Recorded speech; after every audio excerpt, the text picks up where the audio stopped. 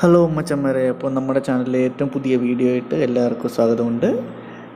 എൻ്റെ പേര് അഖിൽ. അപ്പോൾ ഇന്ന് ഞാൻ വന്നിരിക്കുന്നത് നമ്മുടെ ഫിനവേഷ്യ പ്ലാറ്റ്ഫോമിൽ എങ്ങനെ ട്രേഡ് എടുക്കാം, എങ്ങനെ ബൈ ചെയ്യാം, എങ്ങനെ സെല്ല് ചെയ്യാം, ഇതിൻ്റെ ഉള്ളിലുള്ള ഈ ചെറിയ ചെറിയ വാക്കുകൾ MCX, SL, NRML, MIS, അപ്പോൾ ഇതൊക്കെ വെച്ച് കഴിഞ്ഞാൽ എന്താണ്, അത് നമുക്ക് എങ്ങനെ ഹോൾഡ് ചെയ്യുന്ന രീതിയിലും അല്ലെങ്കിൽ ഇൻട്രാഡേ ട്രേഡ് ഒക്കെ എടുക്കാം. അപ്പോൾ അങ്ങനെയൊക്കെ നിങ്ങളൊന്ന് എക്സ്പ്ലെയിൻ ചെയ്യാൻ വേണ്ടിയാണ് വരുന്നത്. ഇത് ബിഗിനേഴ്സായിട്ടുള്ള ആൾക്കാർക്ക് വേണ്ടിയാണുള്ളത്, എങ്ങനെ ട്രേഡ് എടുക്കാമെന്നൊക്കെ. അപ്പോൾ നിങ്ങൾ ഇതിനു മുമ്പ് ട്രേഡൊക്കെ എടുത്ത് നിങ്ങൾക്ക് അറിയാവുന്ന ആളാണെങ്കിൽ നിങ്ങൾ ഈ വീഡിയോ സ്കിപ്പ് അടിച്ചു.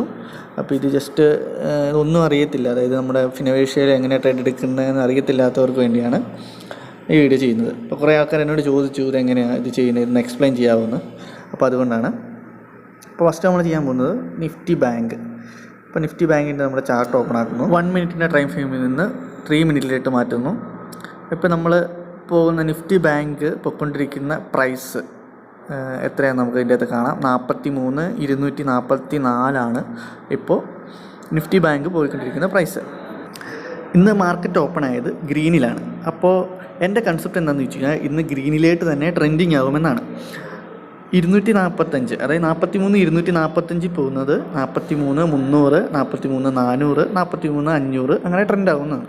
ഈ പ്ലാറ്റ്ഫോമിൽ പുതിയൊരു വാച്ച് ലിസ്റ്റ് ഞാൻ ആഡ് ചെയ്യാൻ പോവാണ്. അതിനുവേണ്ടി ഞാൻ 43,400 ടൈപ്പ് ചെയ്തു. ഇങ്ങനെ ആഡ് ചെയ്യുമ്പോൾ ഫസ്റ്റ് നമ്മൾ ശ്രദ്ധിക്കേണ്ടത് നമ്മൾ മേടിക്കാൻ പോകുന്ന പ്രൈസ് CE ആണോ PE ആണോ എന്നാണ്.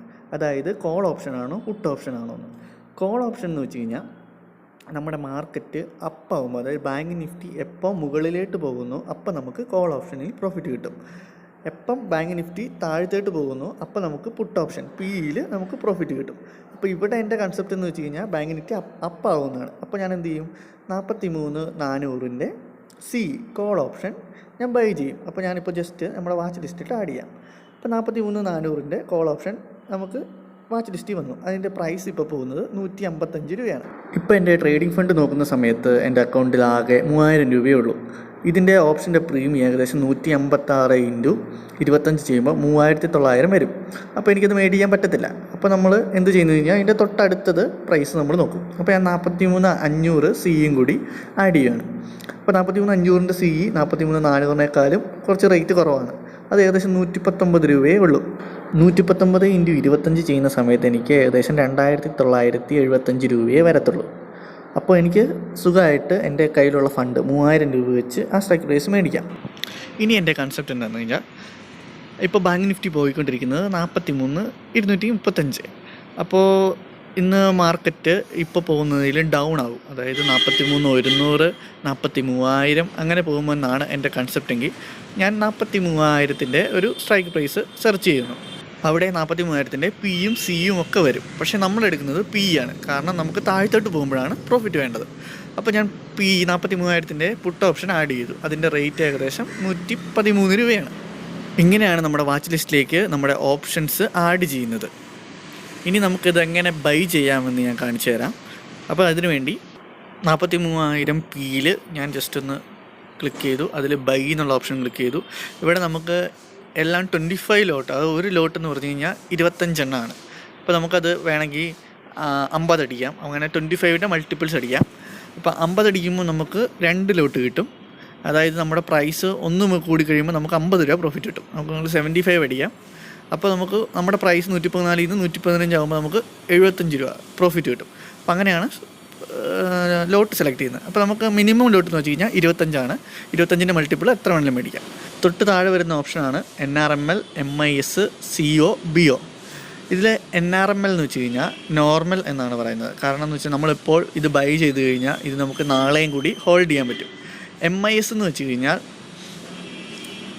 മാർജിൻ ഇൻട്രാഡേ സ്ക്വയർ ഓഫ് എന്ന് പറയും. അതായത് നമ്മുടെ 3:30 വരെയാണ് മാർക്കറ്റ് ഉള്ളത്. ആ സമയത്ത് നമുക്ക് എന്തായാലും സാധനം സെല്ല് ചെയ്തിട്ടേ പറ്റത്തുള്ളൂ, അല്ലെങ്കിൽ അവർ ഓട്ടോമാറ്റിക്കായിട്ട് സ്ക്വയർ ഓഫ് ചെയ്യും. CO എന്ന് വെച്ച് കഴിഞ്ഞാൽ നമുക്ക് ഒരു സ്റ്റോപ്പ് ലോസ്, അതായത് കവർ ഓർഡർ എന്ന് പറയും. നമുക്ക് അതിൻ്റെ അകത്തൊരു സ്റ്റോപ്പ് ലോസ് കൊടുക്കാൻ പറ്റും. നമുക്ക് ഇപ്പോൾ 114 മേടിച്ച സാധനം 105 വേണമെങ്കിൽ വിറ്റ് കളയുന്ന രീതിയിൽ. BO എന്ന് വെച്ച് കഴിഞ്ഞാൽ ബ്രാക്കറ്റ് ഓർഡർ എന്ന് പറയും. അതിൻ്റെ അകത്ത് നമുക്ക് സ്റ്റോപ്പ് ലോസും കൊടുക്കാം, ടാർഗറ്റും കൊടുക്കാം. അപ്പോൾ സ്റ്റോപ്പ് ലോസ് ഞാൻ 114 മേടിച്ചത് 105 സ്റ്റോപ്പ് ലോസ്, അതായത് 105 അത് വിറ്റ് പോകും. നമുക്ക് ടാർഗറ്റ് എന്ന് വെച്ച് കഴിഞ്ഞാൽ 150, അതായത് ഈ പ്രൈസ് 114 കയറി 150 ആകുമ്പോൾ ഓട്ടോമാറ്റിക്കായിട്ട് സെല്ല് ചെയ്യും. അടുത്തതുള്ളത് അതിൻ്റെ തൊട്ട് താഴെയുള്ള ഓപ്ഷനാണ് പ്രൈസ് ടൈപ്പ്. അതിനകത്ത് ഫസ്റ്റ് ഉള്ളതാണ് ലിമിറ്റ്, പിന്നെ മാർക്കറ്റ്, പിന്നെ SL, നമുക്ക് SL വേണ്ട, ലിമിറ്റും മാർക്കറ്റും മതി. ഫസ്റ്റ് ഈ മാർക്കറ്റിലെ ഓപ്ഷൻ ഇട്ട് ഞാൻ പറഞ്ഞ ബൈ എടുത്ത് കാണിച്ചു തരാം. അപ്പോൾ നിങ്ങൾക്ക് കുറച്ച് കൂടുതലായിട്ട് ഇത് വ്യക്തമാകും ഞാൻ പറയുന്നേക്കാളും. ഇപ്പോൾ ഞാൻ ജസ്റ്റ് ലിമിറ്റല്ല, നമ്മൾ മാർക്കറ്റിൽ ഞെക്കുന്നു. ഇപ്പോൾ പ്രൈസ് പോയിക്കൊണ്ടിരിക്കുന്നത് 112 രൂപ 60 പൈസയിലാണ്. അപ്പോൾ ഞാൻ നേരെ ബൈ എന്നുള്ള ഓപ്ഷൻ ഇങ്ങനെ വലിച്ചു വിടുന്നു. താഴെ നമുക്ക് മാർജിൻ കാണിക്കുന്നുണ്ട് 2826 രൂപ വേണം. അപ്പോൾ തൊട്ടിപ്പുറ നോക്കി കാണാം എക്സിക്യൂട്ടഡ് 43,000 PE 113 രൂപ 55 പൈസയ്ക്കാണ് നമുക്ക് എക്സിക്യൂട്ട് ആയേക്കുന്നത്. അപ്പോൾ നമുക്ക് ഓൾറെഡി ബൈ ആയി. താഴെ പൊസിഷനിൽ ഞെക്കിക്കഴിഞ്ഞാൽ നമ്മുടെ ഇപ്പോഴത്തെ റണ്ണിങ് പൊസിഷൻസ് കാണാൻ പറ്റും. അതായത് 43,000 PE ഇതേ ഇപ്പോൾ നമുക്ക് ചെറിയ 114 രൂപ 115 രൂപ ഇങ്ങനെ പ്രോഫിറ്റിലാണ് ഓടിക്കൊണ്ടിരിക്കുന്നത്.